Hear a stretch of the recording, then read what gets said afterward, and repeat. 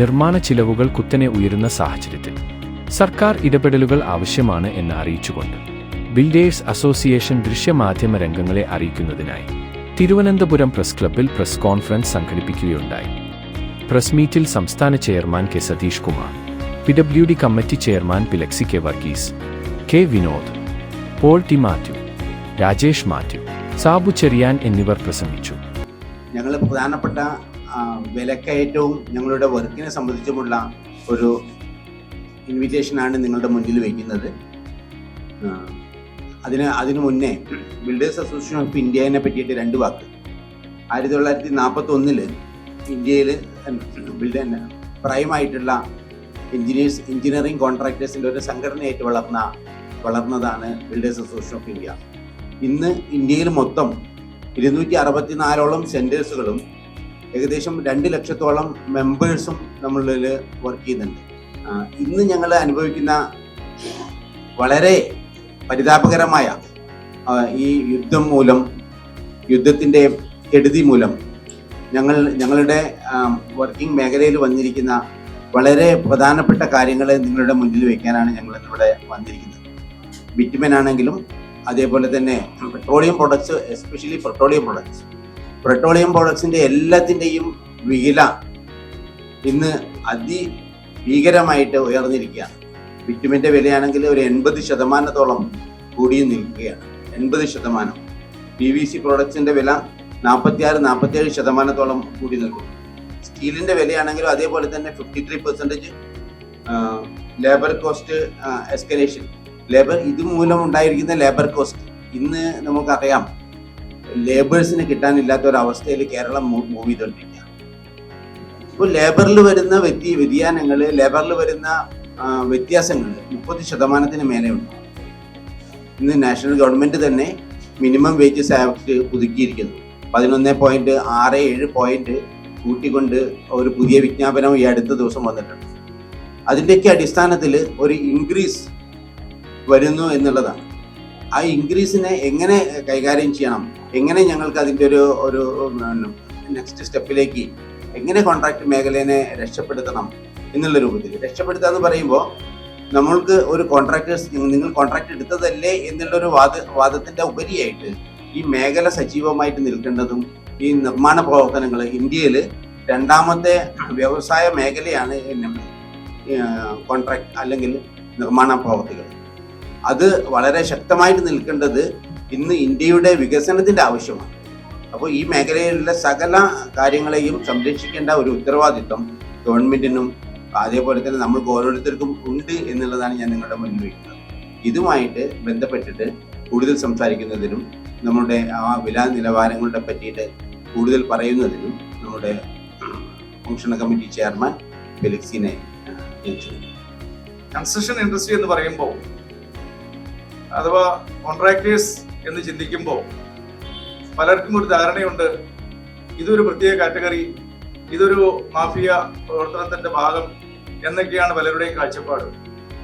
പക്ഷെ ഒരു construction industry live ആകുമ്പോൾ അല്ലെങ്കിൽ ഒരു ഇൻഫ്രാസ്ട്രക്ചർ ഇവിടെ സജീവമാകുമ്പോൾ അതുമൂലം ഇവിടെ ഉണ്ടാകുന്ന ഒരു ഇമ്പാക്റ്റ് അല്ലെങ്കിൽ ഒരു ക്യാഷ് ഫ്ലോ ഗ്രാസ് റൂട്ടിലേക്ക് വരെ പോകുന്നു എന്നതിനെ കുറിച്ചൊന്നും ആരും അത്രയേറെ ശ്രദ്ധിക്കപ്പെടാറില്ല, അല്ലെങ്കിൽ അത് മുഖ്യധാരയിലേക്ക്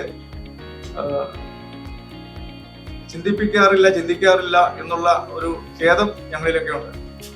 കാരണം ഒരു കൺസ്ട്രക്ഷൻ ഇൻഡസ്ട്രി നടക്കുമ്പോൾ ഈ അടിസ്ഥാന വർഗങ്ങൾ അല്ലെങ്കിൽ തൊഴിലാളികൾ കേരളത്തിന്റെ സമസ്ത മേഖലകളും ചലിക്കുന്നത് ഒരു കൺസ്ട്രക്ഷൻ നിർമ്മാണ മേഖലകൾ സജീവമാകുമ്പോഴാണ്. ഈവൻ സർക്കാരിന് ടാക്സ് മൂലം കിട്ടുന്നതിന്റെ എണ്ണത്തെക്കുറിച്ചോ അല്ലെങ്കിൽ അതിന്റെ സംഖ്യയെക്കുറിച്ചൊന്നും ഞാൻ ഇവിടെ പ്രതിപാദിക്കുന്നില്ല. നമ്മൾ വളരെ ഡെപ്തിലേക്ക് ചിന്തിക്കേണ്ടത് ആവശ്യമാണ്. ഇപ്പൊ ഞാൻ ആമുഖമായി പറഞ്ഞത്, ഈ കൺസ്ട്രക്ഷൻ ഇൻഡസ്ട്രി ഇവിടെ ലൈവായി നിന്നാൽ മാത്രമേ സമൂഹത്തിൽ ഒരു സാമ്പത്തിക ഭദ്രത നിലനിൽക്കുകയുള്ളൂ എന്നാണ് ഞാൻ പറഞ്ഞു വന്നത്. ഇപ്പോൾ ഉണ്ടാകുന്ന ഈ ആഗോള യുദ്ധ പ്രതിസന്ധി മൂലം നമ്മുടെ കൺസ്ട്രക്ഷൻ ഇൻഡസ്ട്രിയുടെ വില വളരെ ഭീമമായി വർദ്ധിച്ചിരിക്കുകയാണ്. കരാറുകാർക്ക് അല്ലെങ്കിൽ പറയുന്ന ഏത് കാറ്റഗറിയിലുള്ള കോൺട്രാക്ടർ വിഭാഗത്തിനും പിടിച്ചു നിൽക്കാൻ പറ്റാത്ത രീതിയിൽ മുന്നോട്ട് പോയിക്കൊണ്ടിരിക്കുകയാണ്. അടിയന്തരമായി സർക്കാർ ഇതിൽ ഇടപെട്ടില്ലെങ്കിൽ ഈ കരാർ മേഖല മുന്നോട്ട് പോകാൻ പറ്റാത്തൊരു സാഹചര്യമാണ് നിലവിലുള്ളത്. ഓരോ ബിറ്റുമെൻ ഉൾപ്പെടെ മെറ്റൽ ഉൾപ്പെടെ, പൈപ്പ് ഉൾപ്പെടെ, ഈവൻ സിമെന്റ് ഉൾപ്പെടെ അതിഭീമമായ ഒരു വർധനവിലേക്ക് വന്നുകൊണ്ടിരിക്കുകയാണ്. ഞാൻ ഇവിടെ കൂടെയുള്ളത് ഒന്ന് contractors coordination committee chairman Rajesh Mathew ഉണ്ട്, മുൻ സ്റ്റേറ്റ് ചെയർമാൻ പോൾട്ടി മാത്യു ഉണ്ട്. ഇവരുടെ നിർദ്ദേശങ്ങളും അഭിപ്രായങ്ങൾക്കും വേണ്ടി ഞാൻ കൈമാറുകയാണ്. Thank you. നമുക്കെല്ലാവർക്കും അറിയാം, ഇപ്പോൾ നമ്മളെല്ലാവരും നേരിടുന്ന ഒരു മുഖ്യ വിഷയമാണ് ഈ നമ്മുടെ മിഡിൽ ഈസ്റ്റിലുള്ള സമരവുമായി വാറുമായി ബന്ധപ്പെട്ടുള്ള മെറ്റീരിയൽസിന്റെ കോസ്റ്റ് കൂടുന്നു. നമുക്കെല്ലാവർക്കും അറിയുന്ന നിത്യോപയോഗ സാധനമായ ഗ്യാസിന്റെ ദൗർലഭ്യം മൂലം എല്ലാ ഹോട്ടലുകൾ വരെ അടച്ച് അത്ര വലിയൊരു പ്രതിസന്ധിയിലേക്കാണ് പോയിക്കൊണ്ടിരിക്കുന്നത്. ഇതേ സാഹചര്യത്തിൽ തന്നെയാണ് ഈ പെട്രോളിയം പ്രൊഡക്ട്സ് ആയ ബിറ്റുമിന്റെ കോസ്റ്റ് മിനി ഫോൾസ് ഓൾറെഡി 80 അതിനപ്പുറത്തേക്ക് റേറ്റുകൾ കൂടിക്കൊണ്ടിരിക്കുകയാണ്. 50 രൂപ പെർ കിലോഗ്രാം റേറ്റ് ഉണ്ടായിരുന്നത് 92 രൂപയായി. 62 രൂപ NRMB കാറിന്റെ ടോപ്പ് ലെയർ ഫിനിഷ് ചെയ്യുന്ന 60 രൂപ ഉണ്ടായിരുന്നത് 112 രൂപയിലേക്ക് എത്തി. ഈ രീതിയിലേക്ക് വന്നു കഴിയുമ്പോൾ കേരളത്തിലുള്ള എല്ലാ റോഡ് വർക്കുകളും നിർത്തിവെച്ചിരിക്കുകയാണ്. ഇത് തുടങ്ങണമെങ്കിൽ ഇതിന് ശാശ്വതമായ ഒരു പരിഹാരം കിട്ടിയാൽ മാത്രമേ തുടങ്ങാൻ സാധിക്കുകയുള്ളൂ. ഇപ്പൊ നമുക്ക് ഇതിനകത്ത് ഈ റേറ്റ് എക്സ്കലേഷൻ ആ ഡിഫറൻസ് എത്രയാണോ നമുക്ക് വേണ്ടത്, ആ കിട്ടേണ്ടത് നമുക്ക് ആവശ്യമാണ്. അതിനുവേണ്ടി സെൻട്രൽ ഗവൺമെന്റ് നോർത്ത് ഒരു പുതിയ ഓർഡേഴ്സ് കഴിഞ്ഞ ദിവസം ഇറക്കിയിരുന്നു. 17/4/2026 ഒരു circular number NH 24/03/03/2026-H dated 17/4/2026. അത് ഏപ്രിൽ 1 മുതൽ ജൂൺ 30 വരെയുള്ള സമയങ്ങളിൽ വരുന്ന വ്യത്യാസം അതിന് മുമ്പ് കോട്ട് ചെയ്ത് വർക്ക് എടുത്ത കോൺട്രാക്ടേഴ്സിന് കൊടുക്കാൻ പറഞ്ഞുകൊണ്ട് ഒരു സർക്കുലർ ആണ് ഇറങ്ങിയിരിക്കുന്നത്. 2 പേജുള്ള സർക്കുലർ, അതിന്റെ ഒരു ഫോർമുല, പ്രൈസ് ഫോർമുല, എങ്ങനെ ഈ പ്രൈസ് ഡിഫറൻസ് കൊടുക്കാം എന്നതിനെ കുറിച്ച് ഡീറ്റെയിൽ ആയിട്ട് പറഞ്ഞൊരു ഫോർമുല ഉൾപ്പെടെയാണ് തന്നിരിക്കുന്നത്. നമ്മളിതേ തുടർന്ന് ഇന്നലെ ഫിനാൻസ് സെക്രട്ടറിക്ക്, അതുപോലെ തന്നെ ഫിനാൻസ് മിനിസ്റ്ററുടെ ഓഫീസിൽ, PWD സെക്രട്ടറിക്ക് കൊടുത്തിരുന്നു, അദ്ദേഹത്തിന്റെ ഓഫീസിൽ, ഇന്ന് ചീഫ് സെക്രട്ടറിക്ക് നമ്മൾ കൊടുക്കുന്നുണ്ട്. ഇപ്പൊ നമുക്കൊരു ശാശ്വതമായ പരിഹാരം കിട്ടിയില്ലെങ്കിൽ, ഇപ്പൊ നമുക്ക് എല്ലാവർക്കും അറിയാം, ബംഗാൾ ഉൾപ്പെടെയുള്ള ഇലക്ഷൻ നടക്കുക കാരണം ഒത്തിരി ലേബേഴ്സ് കേരളത്തിൽ നിന്ന് പോയിരിക്കുകയാണ്. അവരെല്ലാവരും അടുത്ത ആഴ്ച കൂടി മടങ്ങിയെത്തുമ്പോൾ അവർക്ക് ജോലി കൊടുത്തില്ലെങ്കിൽ അവരെല്ലാം വീണ്ടും തിരിച്ചു പോകും. ആ ജോലി കൊടുക്കണമെങ്കിൽ ഒരു ഉചിതമായ തീരുമാനം ഗവൺമെന്റിന്റെ ഭാഗത്ത് വരണം. ഇപ്പൊ ഈ പ്രത്യേക സാഹചര്യത്തിൽ ചീഫ് സെക്രട്ടറി ആണെങ്കിലും ഒരു ഓർഡർ ഇട്ടാൽ മാത്രമേ നമുക്ക് വർക്ക് റെസ്യൂം ചെയ്യാൻ സാധിക്കുകയുള്ളൂ. ഇല്ലെങ്കിൽ നമുക്കറിയാം, മഴക്കാലം തുടങ്ങുന്നതോടുകൂടി പല വർക്കുകളും മെറ്റൽ ചെയ്ത് GSP ഇട്ട് വെറ്റ് മിക്സ് ഇട്ട് മെറ്റാ സർഫസ് ആയി കിടക്കുന്ന റോഡുകൾ ആക്സിഡൻസ് ഒത്തിരി ഉണ്ടാകാനുള്ള പോസിബിലിറ്റി വളരെ കൂടുതലാണ്. കാരണം സ്കൂൾ തുറക്കാൻ പോകുന്നു, ഇതുമായിട്ട് ബന്ധപ്പെട്ട് ഒത്തിരി ഇഷ്യൂസ് നമ്മൾ അഡ്രസ് ചെയ്യപ്പെടേണ്ടതായിട്ട് വരും. ഇപ്പൊ നമുക്ക് ആകെ ആവശ്യപ്പെടുന്ന ഈ ഒരു ഡിഫറൻസ്, ഈ വാർ മുഖേന വന്ന ഫോഴ്സ് മേജർ കണ്ടീഷൻ അനുസരിച്ച് വാർ മുഖേന വന്ന ആ ഒരു ഇഷ്യൂ അഡ്രസ് ചെയ്യപ്പെടണം. അതിനുവേണ്ടിയുള്ള തീരുമാനങ്ങൾ ഗവൺമെന്റ് എടുക്കണം. അതിപ്പോ പ്രത്യേക സാഹചര്യത്തിൽ ചീഫ് സെക്രട്ടറി എടുത്താൽ മാത്രമേ ഇത് മുന്നോട്ട് പോവുകയുള്ളൂ. അതിനുവേണ്ടി ഫിലക്സി പറഞ്ഞ പോലെ വാക്ക് തോക്കാണ് എന്ന് പറഞ്ഞ പോലെ മാധ്യമത്തിലൂടെ മാത്രമേ ഇത് അഡ്രസ് ചെയ്യപ്പെട്ടാൽ മാത്രമേ പൊതുജനങ്ങളിലേക്ക് എത്തുകയുള്ളൂ. അല്ലാത്ത പക്ഷം കോൺട്രാക്ടേഴ്സ് ഇതെല്ലാം വർക്ക് ഇട്ടേച്ച് പോകുന്നു എന്നൊരു ഭാഷ്യം മാത്രമാണ് വരുന്നുള്ളൂ. ഇതെന്തുകൊണ്ട് വർക്ക് നിന്ന് പോകുന്നു എന്നുള്ളത് മീഡിയയിലൂടെ വന്നാൽ മാത്രമേ അത് പൊതുജനങ്ങളിലേക്ക് എത്തുകയുള്ളൂ. ഈ ഒരു ഡിഫറൻസ് കരാറുകാർ എന്ന് പറയുന്നത് നമ്മുടെ മൊത്തത്തിൽ നോക്കുമ്പോൾ 0.001% ആളുകൾ പോലും കേരളത്തിൽ ഇല്ല എന്നിരിക്കെ അവരുടെ ഇഷ്യൂസ് അഡ്രസ് ചെയ്തില്ലെങ്കിൽ ഈ ഒരു കോൺട്രാക്ടേഴ്സ് ഫെറ്റേണിറ്റി തന്നെ ഒരു മാക്സിമം 1-2 വർഷത്തിനുള്ളിൽ കേരളത്തിൽ ഇല്ലാത്തൊരു സാഹചര്യത്തിലേക്ക് പോകും എന്ന വിഷമം കൂടി പങ്കുവെച്ചുകൊണ്ട് മറ്റുള്ള കാര്യങ്ങൾ സംസാരിക്കുന്നതിന് വേണ്ടി ഫോണിലേക്ക്. Thank you.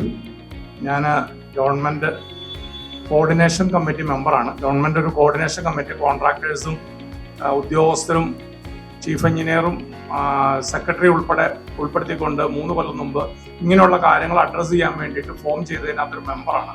പക്ഷേ ഈ ഇത്രയും വലിയൊരു പ്രശ്നം ഉണ്ടായിട്ട് ഇതുവരെ ആ ഒരു കമ്മിറ്റി, നമ്മൾ ഫെബ്രുവരി ആദ്യം മുതൽ ഈ കമ്മിറ്റി വിളിക്കാൻ വേണ്ടി സെക്രട്ടറി അടുത്ത് റിക്വസ്റ്റ് ചെയ്തിട്ട് ഇതുവരെ കമ്മിറ്റി വിളിച്ചു കൂട്ടാൻ പോലും ഈ ഇവിടെയുള്ള ഉദ്യോഗസ്ഥർ ഇതുവരെ തയ്യാറായിട്ടില്ല.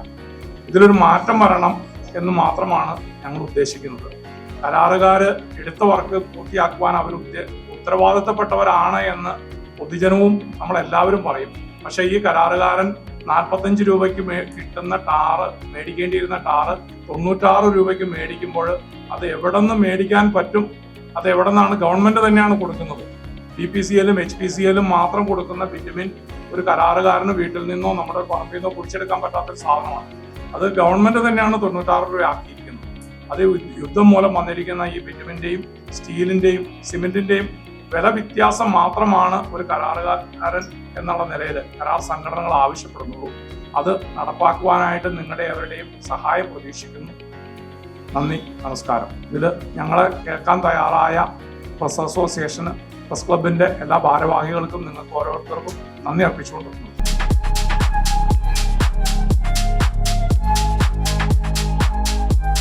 വാഗമൺ സ്പൈസസ്. വാഗമണിലെ എല്ലാ ഒറിജിനൽ പ്രോഡക്ട്സും തിരുവനന്തപുരത്ത് ഒരു കുടക്കീഴിൽ ജ്യോതിപുരം ഫുഡ് സേഫ്റ്റി ഓഫീസിന്റെ മുൻവശത്ത്. കശുവണ്ടി, കുരുമുളക്, ഗ്രാമ്പു, ഏലക്ക, പട്ട, കാഷ്യൂനട്ട്, നട്ട്സ്, ആൽമണ്ട് എന്നിവയെല്ലാം ഇവിടെ ലഭ്യമാണ്. ഞങ്ങളുടെ സഹോദര സ്ഥാപനം Vagamon spices dry fruits and drinks വാഗമണിൽ ചോറ്റുപാറയിലും ഇപ്പോൾ ആരംഭിച്ചിരിക്കുന്നു.